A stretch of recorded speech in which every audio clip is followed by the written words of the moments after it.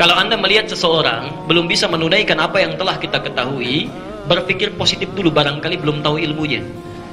Ya, sifat yang belum tahu bukan dicela, bukan dipersoalkan, tapi didoakan dan diberikan pengetahuan. Beritahu. Yang tidak tahu itu bukan dimarahi, diberitahu. Diberitahu. Ya. Misal, apa hukumnya para lelaki yang tidak pernah mau ke masjid? Di sholatnya nggak pernah ke masjid, apa hukumnya? Bapak punya tetangga, ya, nggak pernah mau ke masjid, ya, apa hukumnya? Hukumnya, ajak dia ke masjid. Ya, jangan dihukumi dulu, oh itu tidak boleh, haram, dosa, ini. Anda akan ditanya, justru saya titipkan kata Allah, dia di samping kamu bertetangga supaya kamu ajak dia ke masjid. Kenapa kamu sibuk mencelanya dan tidak mengajaknya? Ya, kadang-kadang fikih dakwah itu harus lebih diutamakan daripada fikih muamalah atau fikih hukum. Ya, jelas sampai sini?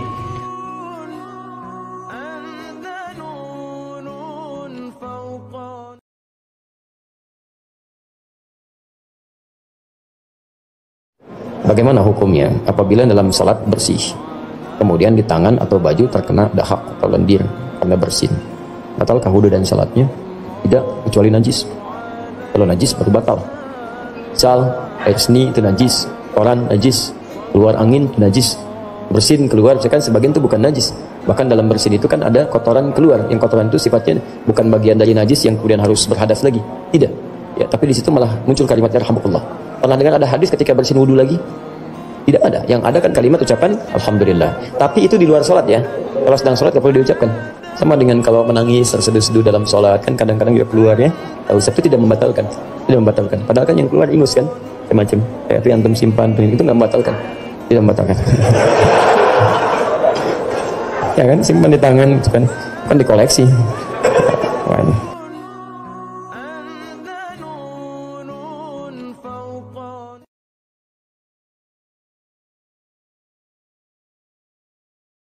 Kita ingin menjadikan pribadi kita baik luarnya, baik dalamnya. Disebut dengan taharah.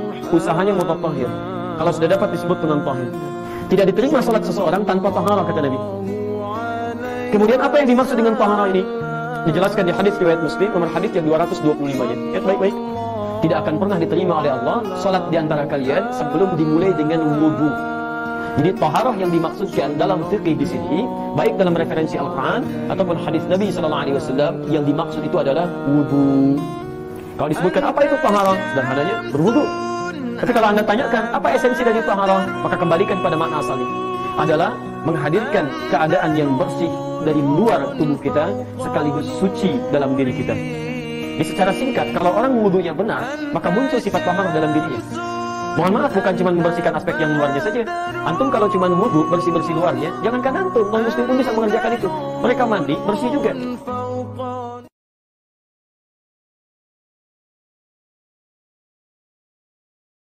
Bagaimana posisi kita kalau berdiri di antara sholat tapi tidak rapat? Jadi maksudnya sudah berdiri, sampingnya nggak rapat ya. Yang demikian, pertama yang dilakukan adalah bersikap dengan bijak, berdakwah dengan lembut. Kalau Anda melihat seseorang belum bisa menunaikan apa yang telah kita ketahui, berpikir positif dulu, barangkali belum tahu ilmunya. Ya, sifat yang belum tahu bukan dicela, tapi didoakan dan diberikan pengetahuan. Beritahu. Kadang-kadang fikih dakwah itu harus lebih diutamakan daripada fikih muamalah atau fikih hukum. Baik, maka yang demikian satu cara untuk membetulkannya, jangan Anda, tapi ke imam. Ke imam. Di sebelum sholat dekati imamnya, Ustaz, mohon maaf, ada kebiasaan kadang-kadang belum rapat karena Ustaz posisi imam, barangkali lebih mudah untuk mengingatkan. Kalau imam sudah menyampaikan, makmum mudah mengingatkannya. Pak, tadi kata imam harus rapat, saya yang merapatkan ke bapak atau bapak yang geser ke sini. Biar saja bapak yang geser ke adiknya. Ya, jelas sampai sini ya? Baik. Nah, kalau Anda sudah berusaha merapatkan, orangnya tidak mau rapat, maka malaikat yang mengisi safnya. Dan orang itu diputus, terpisah dari jemaah. Jadi orang itu dihukumi sholat sendirian. Ya, jelas ya?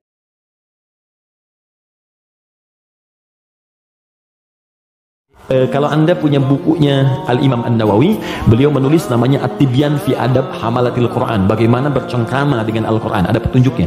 Nanti ada di halaman 52, terbitan Darun Al-Faiz, paling kanan pertengahan. Itu dikisahkan orang yang senang sebelum tidur baca Al-Baqarah. Saking senangnya di kebiasaan. Dan itu saking dekatnya dengan surat itu, dia tertidur satu masa, belum sempat baca Al-Baqarah. Tiba-tiba dalam tidurnya, kaget dia bangun, mimpi, terus tangannya tersenggol kawannya. Kawannya kaget, bangun juga, dia tanya, "Mat bika, kenapa kau begini?"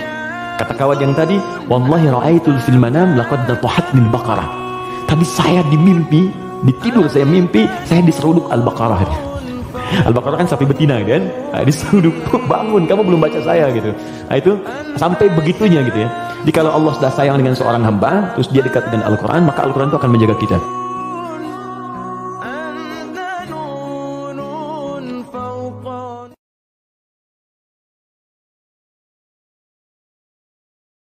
Ada pertanyaan dari sahabat kita, ya, bagaimana hukum berbicara ketika berwudu?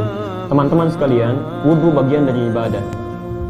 Dan ibadah itu membutuhkan fokus kita dalam mengerjakannya. Karena selain kita menyempurnakan proses dan aplikasi dan ibadah, juga ada hubungan terkait antara kita dengan Allah Subhanahu wa taala.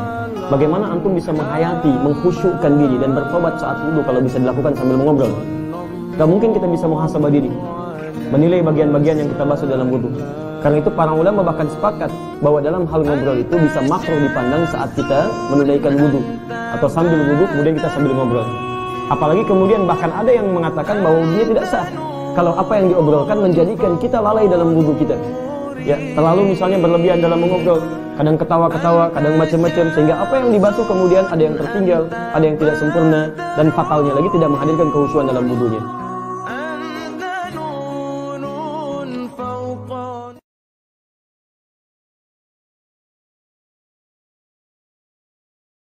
Maaf, ada sindiran yang halus dalam Al-Quran tapi tajam.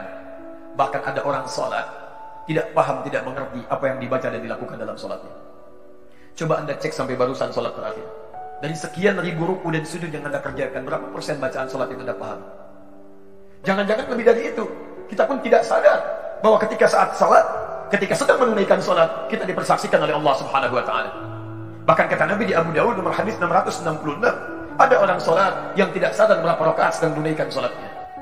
Orang dulu saking nikmatnya, rakaat pertama sholat subuh sujudnya begitu berlama-lama karena kenal dengan Rabbnya. Sampai Nabi di akhir sujudnya seakan-akan menunggu sujud berikutnya begitu lama. Karena itulah beliau nikmati sujud yang terakhirnya. Indah, Masya Allah, bandingkan dengan kita. Dari sekian sholat yang kita tunaikan, berapa yang kita nikmati? Jangan-jangan kita pun tidak merasa sedang menyembah Allah Subhanahu wa ta'ala. Hanya lisan kita mengatakan menyembah Allah, tapi hati kita tidak hadir dalam lisan yang kita ucapkan.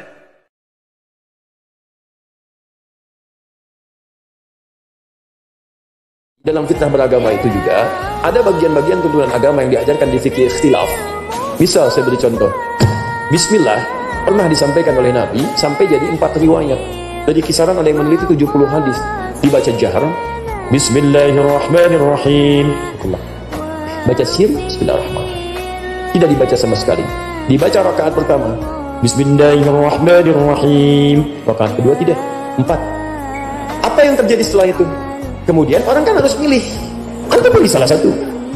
Ketika dipilih, madhaba ilaihi, yang cenderung untuk diambil, disingkat di madhab. Imam Syafi'i pilih jahar. Imam Malik tidak dibaca. Begitu pula Imam Abu Hanifah. Imam Ahmad bin Hanbal sirkat. Apa yang terjadi setelahnya? Sebelumnya bahkan Abu Hurairah radhiyallahu ta'ala anhu meriwayatkannya sekali jahar, selanjutnya tidak dibaca. Itu dihadirkan untuk memudahkan. Kalau nggak ada seperti itu, bagaimana bisa berkembang kebaikan? Jadi kalau muncul yang demikian, antum sinergi, jangan pada ribut.